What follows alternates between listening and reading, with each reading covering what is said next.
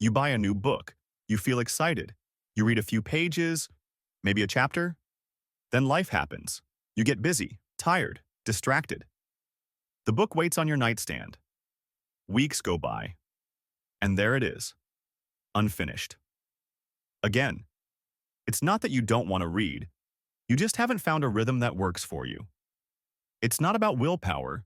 It's about making reading feel natural, effortless, part of your life.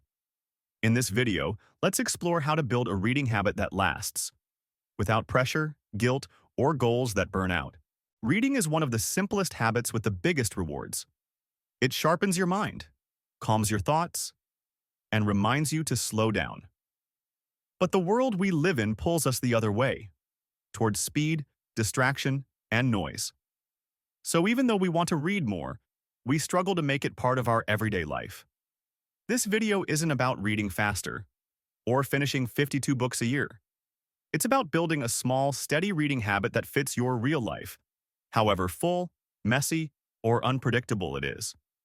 You don't need more motivation. You need a simple system, something calm, doable, gentle. By the end, you'll have a clear path to start or restart your reading habit, one that actually sticks. Let's begin. A reading habit doesn't start with a bookshelf. It starts with identity. Before pages or bookmarks or book lists, you need a quiet shift in how you see yourself. Tell yourself, I'm the kind of person who reads a little every day. Not a speed reader, not a book critic, just someone who reads. That one belief changes everything, because habits that match your identity stick. They become natural, automatic. Now, start small, really small. One page, one paragraph, even one sentence. You're not trying to conquer the book. You're trying to show up, consistently, calmly, without pressure. Think of it like brushing your teeth. You don't wait for the perfect moment, you just do it. Daily. Quietly. Without a big decision. That's what makes it a habit. And timing matters. Attach reading to something you already do. After breakfast, before bed, while drinking tea, during your commute.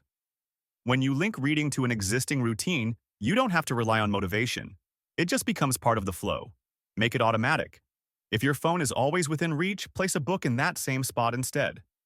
Bedside table, kitchen counter, desk drawer. You're not removing the phone. You're just giving your attention a better option. And it helps to create friction for distraction. Turn off the endless notifications. Log out. Put the phone in another room. At the same time, make the book visible. Easy to reach. Out of sight, out of mind. Works both ways. Be gentle with what you read. Choose books that fit your season of life.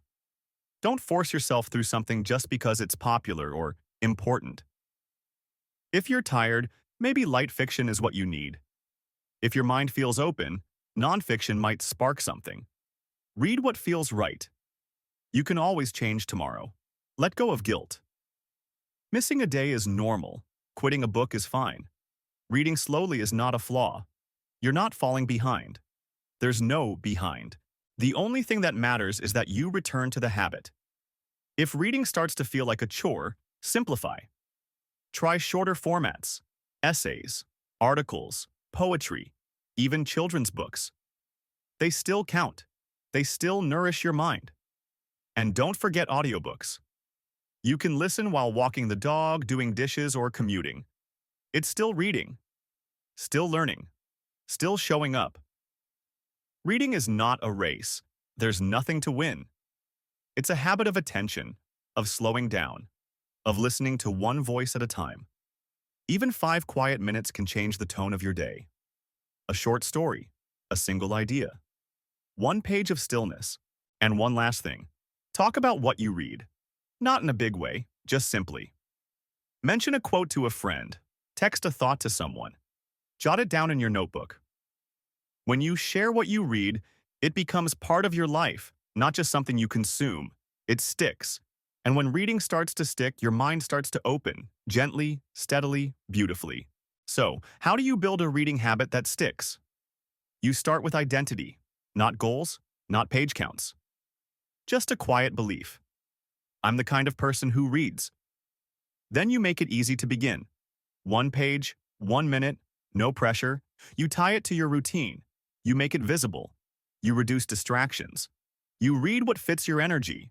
You allow slow days. You stop when a book no longer speaks to you. You treat reading like brushing your teeth. A small, quiet act that keeps your mind clear. Not because you have to, but because over time you begin to want to. A little every day adds up. Not just in books finished, but in focus, calm, and perspective gained. If this video helped you slow down and see reading in a new way, consider subscribing for more simple, thoughtful ideas like this. No noise, no overwhelm, just calm tools to help you think clearer and live better. And if you've been meaning to start a book, maybe today's the day. Not the whole thing, just a page, just a moment. That's how it begins. Thanks for watching, and remember, learn, focus, improve. The simple way.